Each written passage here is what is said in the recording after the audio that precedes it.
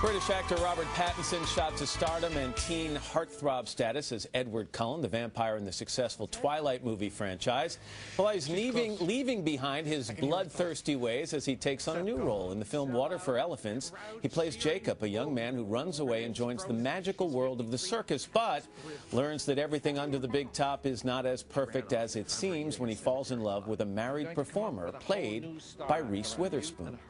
If we don't get too far, there's a hotel in Salem. But don't stay longer than a night. Just come with me. What? You think there's nothing out there for you, but there is. You just can't see it. Jacob, you don't understand. I can't. You'll find me. Marlene, there's a better kind of life that's meant for you. Whether that life is with me or not, whether you love me or not, it doesn't matter.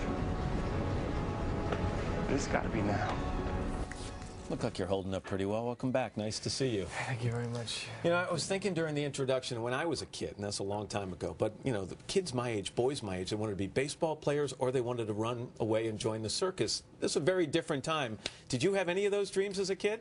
Running away and joining the circus? No, the first time I went to a circus, somebody died. One of the clowns died. All right, I'm not letting that go. How did the clown die? His little car exploded.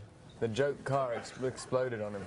You're being serious about this, seriously. Yeah? So did that kind of ruin the circus for you? It was. Like, my parents had to, like, everybody ran out. It was terrifying. That's bizarre. What a bizarre way to start the interview. The only time I've ever been to the circus. For people who didn't read the book that this movie is based on, tell me a little about Jacob. He's at Cornell University in 1929.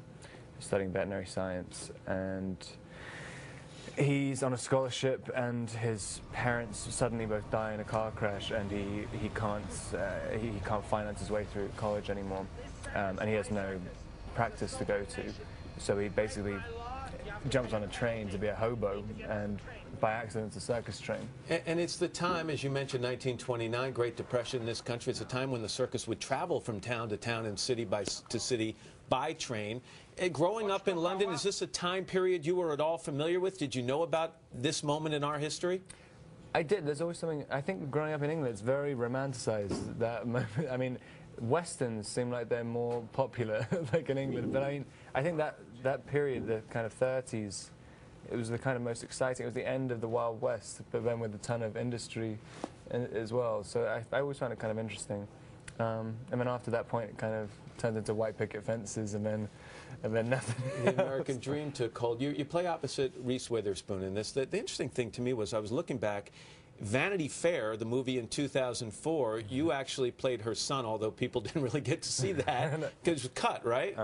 But now, here we are 7 years later, you're not playing her son, you're playing her love interest. That's a little bizarre. It is very bizarre. But I think it's kind of bizarre that they cast me as a son in the first place. She's only about 25. So that was the bizarre one, not this one.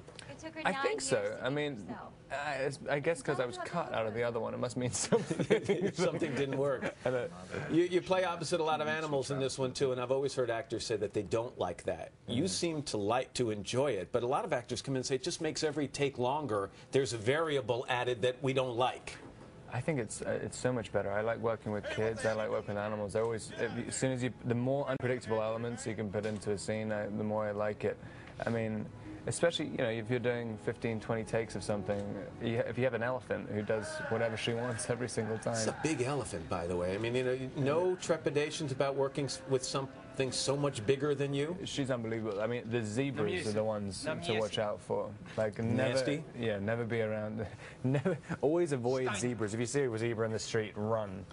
And apparently clowns in little trick cars, according to you. What are you going to do with this stardom? I mean, you walk out there, it was crazy out there, but how do you parlay that into longevity in this business? Who knows?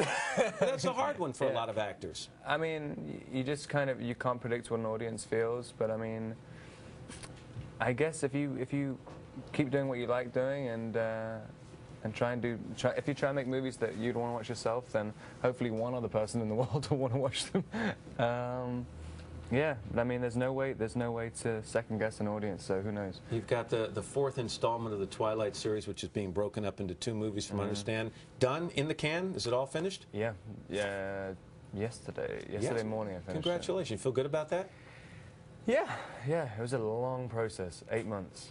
So it was kind of a relief to finally get the contacts out of my eyes. I was just about to kill someone.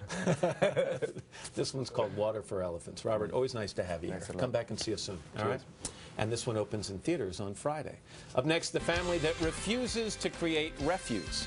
We're back in a moment. This is Today on NBC.